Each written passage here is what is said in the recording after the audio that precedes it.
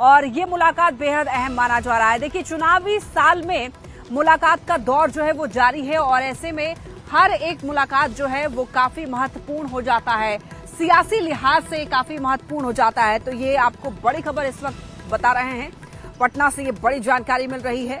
CM Nitish की मुलाकात हुई है अशोक चौधरी के आवास पर ही और सभी से सीएम नीतीश की मुलाकात और इसके बाद कुछ देर वहां रुके, बातचीत हुई और उसके बाद नीतीश कुमार वहां से लौटे। हालांकि बातचीत क्या हुई है ये अभी सामने नहीं आया है, लेकिन चूंकि चुनावी साल है और उस लिहाज से ये मुलाकात काफी अहम हो जाता है। और इस बार जो है अनंत सिंह काफी ज्यादा चर्चाओं में है। अनंत सिंह ये चाह रहे हैं चुनाव लड़ें, कई बार चुनाव को लेकर वो बयान देते हैं और अक्सर चर्चाओं में रहने वाले अनंत सिंह की मुख्यमंत्री नीतीश कुमार की मुलाकात काफी अहम है। नीतीश कुमार के करीबी भी माने जाते हैं अनंत सिंह और इसी वजह से अशोक चौधरी के आवास पर यह मुलाकात। आपको ये भी बता दें, इससे पहले भी 2 से 3 बार अनंत सिंह की और अशोक चौधरी की मुलाकात हो चुकी है। एक बार अशोक चौधरी के आवास पर, एक बार अनंत सिंह के घर पर। तो इसी वजह से अब नीतीश कुमार के सामने ये मुलाकात जो है तीनों की काफी अहम है।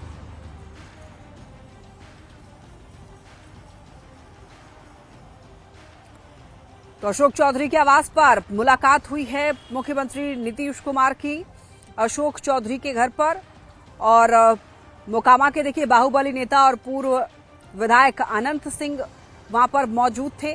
सीएम नीतीश कुमार ने दोनों नेताओं से करीब आधे घंटे तक बात की है कमरे में। हालांकि बातचीत की वजह सामने नहीं आई है, लेकिन सियासी हलकों में इस मुलाकात को लेकर कयासबाजी जो है वो तेज हो चुकी है।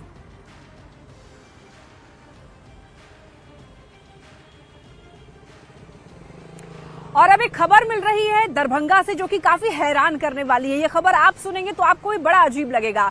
राहुल गांधी के वोटर अधिकार यात्रा के दौरान एक व्यक्ति की बाइक चोरी हो गई और चोरी किसने की है वो सुरक्षा कर्मी जो है उन पर आरोप लग रहा है। हालांकि मामला ये था कि जबरन बाइक जो है वो सुरक्षा कर्मी लेकर चले जाते हैं एक व्यक्ति की। अब उस व्यक्ति ने शिकायत दर्ज कराई है, व्यक्ति परेशान है और इसी वजह से जो इंसान है वो जाकर के शिकायत दर्ज कराया है। तो आपको बताते चलें, ये जो मामला है दरभंगा का सामने आया है और जब राहुल गांधी वोट चोरी का आरोप लगा रहे हैं वोटर अधिकार यात्रा के माध्यम से, इस समय में अब एक बाइक चोरी की खबर जो है ये मामला काफी तूल पकड़ता जा रहा है।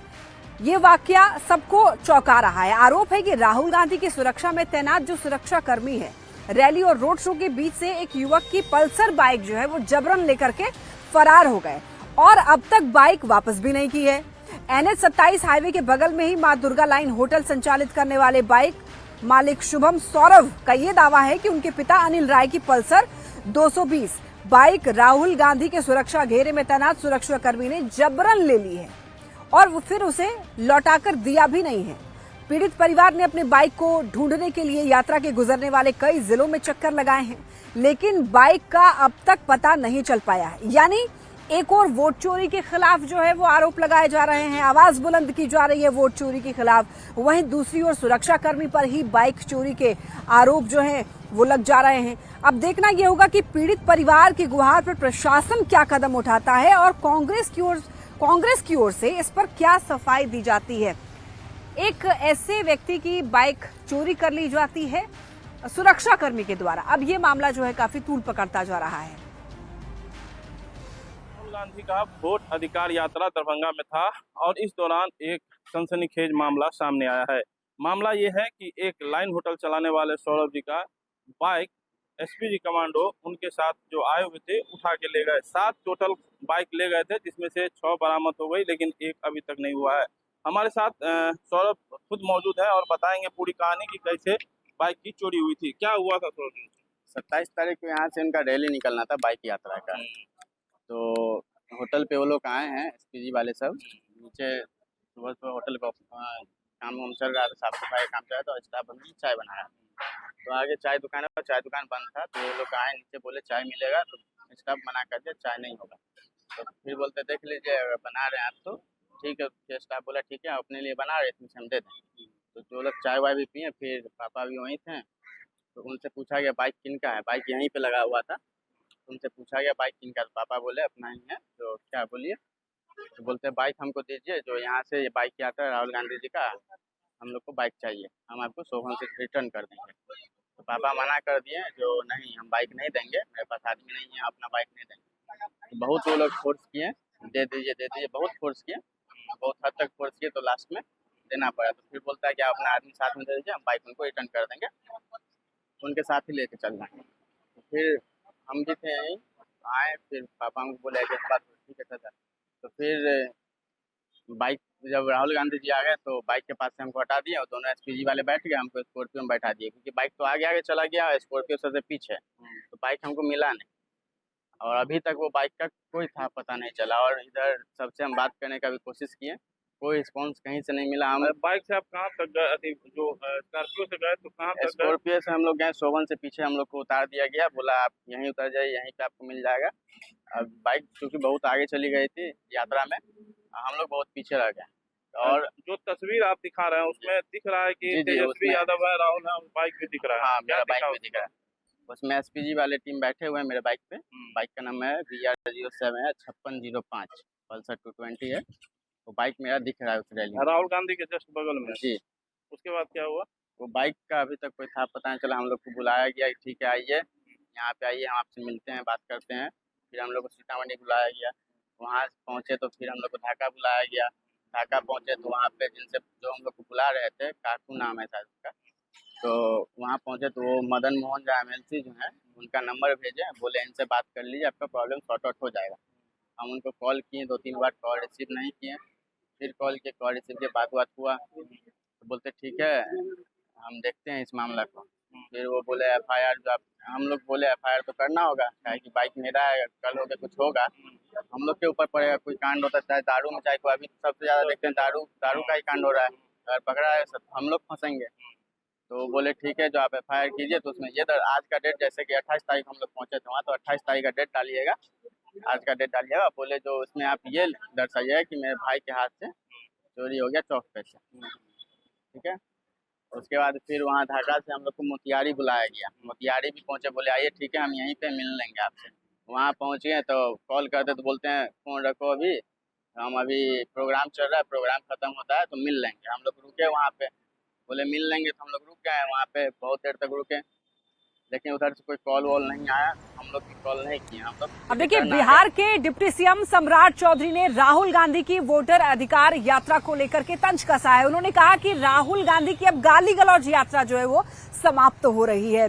साथ ही साथ उन्होंने कहा है कि ये लोग लोकतंत्र नहीं चाहते हैं, ये लोग राजतंत्र चाहते हैं, और इसी वजह से बार बार ये लोग प्रधानमंत्री नरेंद्र मोदी को, उनके परिवार को गाली देते हैं, उनकी मां को गाली देते हैं। और ये मामला जो है इस वक्त काफी ज्यादा तूल पकड़ता जा रहा है, प्रधानमंत्री नरेंद्र मोदी को गाली देना, और इसी वजह से बिहार के डिप्टी सीएम सम्राट चौधरी ने तंज कसा है।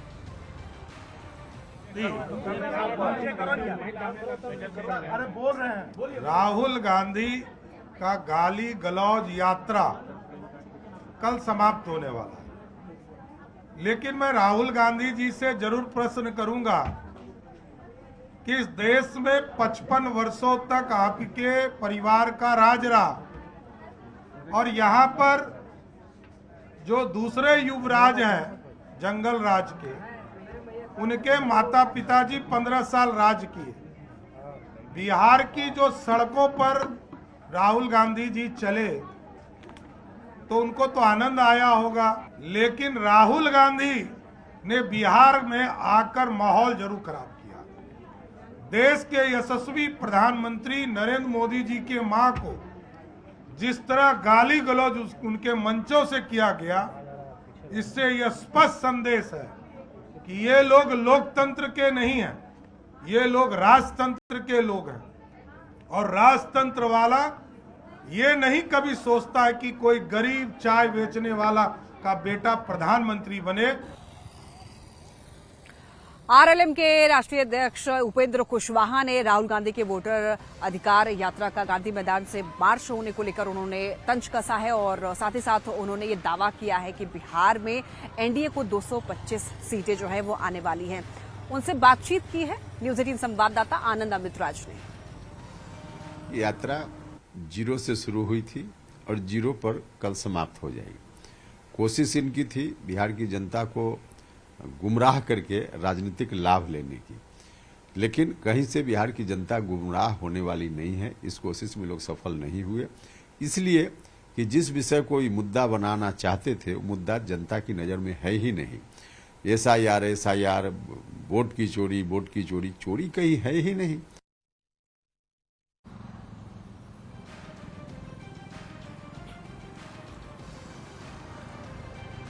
देखिए, RLM के राष्ट्रीय अध्यक्ष उपेंद्र कुशवाहा ने वोटर यात्रा को लेकर गांधी मैदान से होने वाले राहुल गांधी के मार्च पर निशाना साधा है।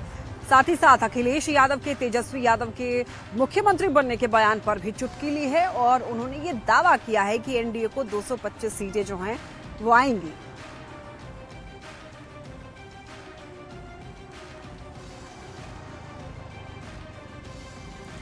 उपेंद्र कुशवाहा ने वोटर यात्रा को लेकर गांधी मैदान से होने वाले राहुल गांधी के मार्च को लेकर के बयान दिया है, उन्होंने निशाना साधा। और इतना ही नहीं, अखिलेश यादव साथ साथ तेजस्वी यादव के मुख्यमंत्री बनने के भी बयान पर चुटकी ली है। उन्होंने ये दावा किया है कि एनडीए को 225 सीटें जो है वो आएंगी।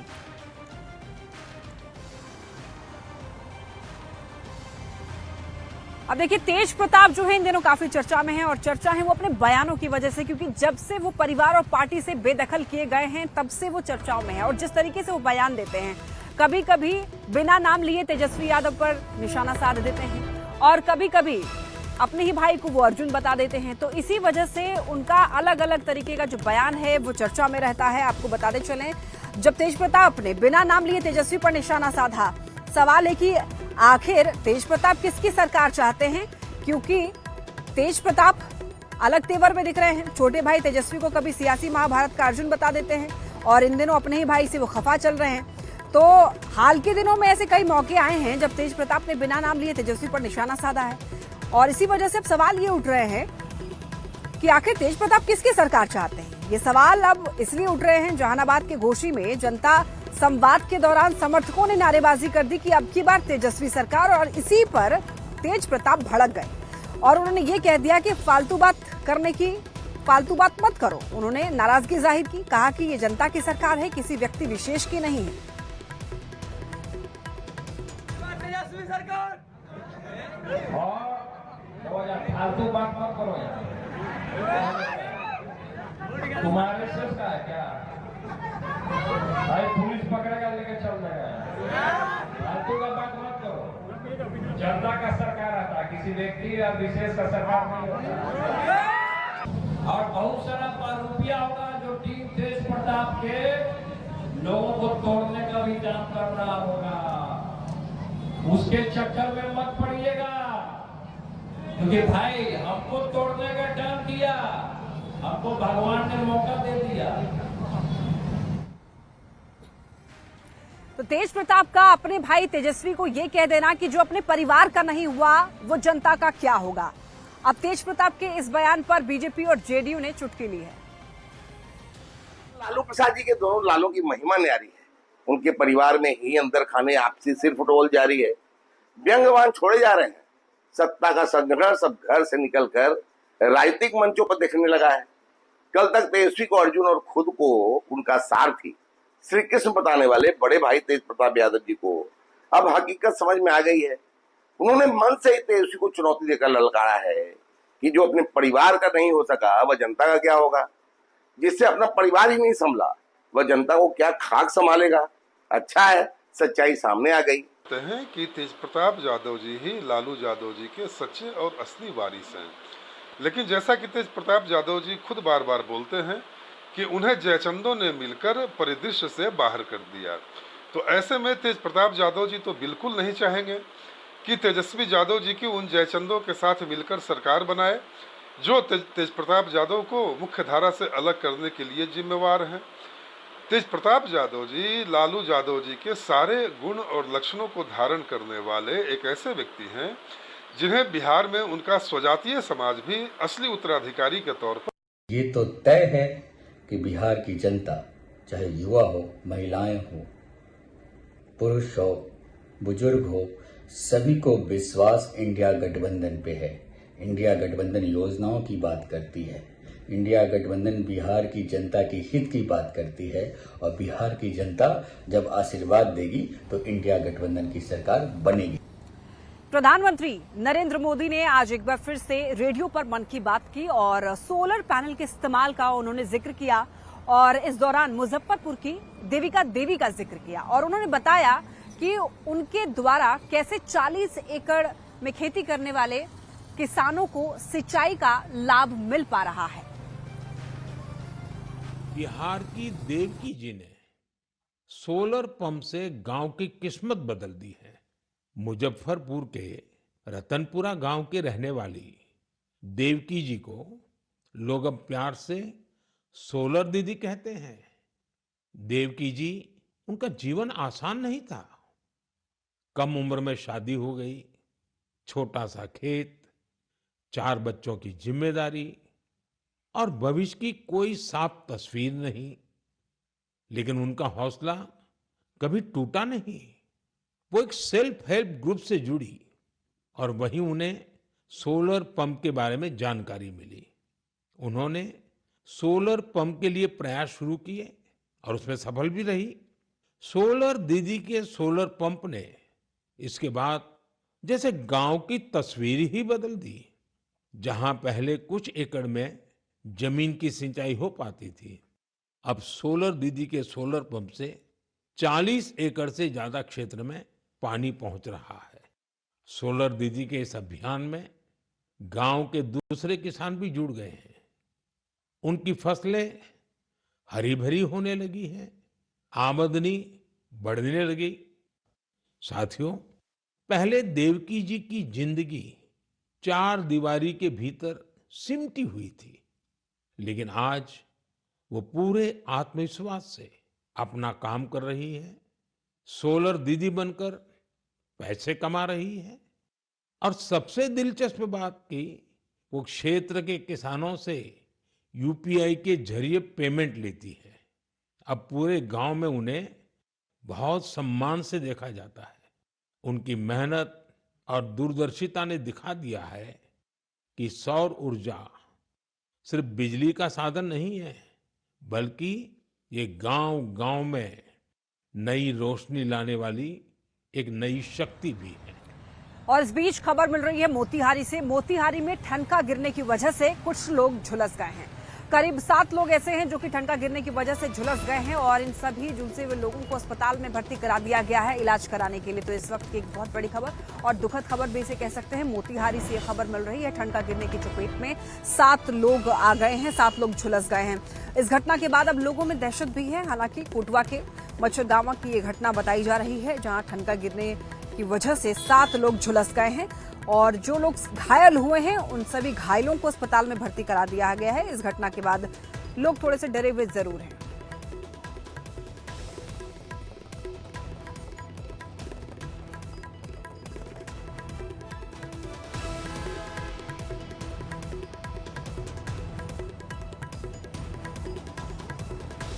और इसी बीच एक बड़ी खबर मिल रही है, भोजपुरी इंडस्ट्री से जुड़ी यह खबर है। पवन सिंह ने माफी मांगी है। पवन सिंह ने यह कहा है कि उनका कुछ गलत इरादा नहीं था। बता दें आपको कि पवन सिंह का दरअसल एक वीडियो सोशल मीडिया पर काफी ज्यादा वायरल हुआ था, जिसमें अंजलि राघव को वो गलत तरीके से छूते हुए नजर आए थे और लोगों ने काफी आपत्ति जताई थी उस वीडियो को देखकर और इसी के बाद काफी ज्यादा बवाल भी मचा था इसको लेकर के। अब पवन सिंह का यह कहना है कि मैंने कोई गलत इरादे से नहीं किया था। इंस्टाग्राम स्टोरी के जरिए दरअसल पवन सिंह ने माफी मांगी है और बिना सहमति छूने पर अंजलि राघव से दरअसल माफी मांगी है। भोजपुरी स्टार पवन सिंह ने अंजलि राघव से माफी मांग ली है।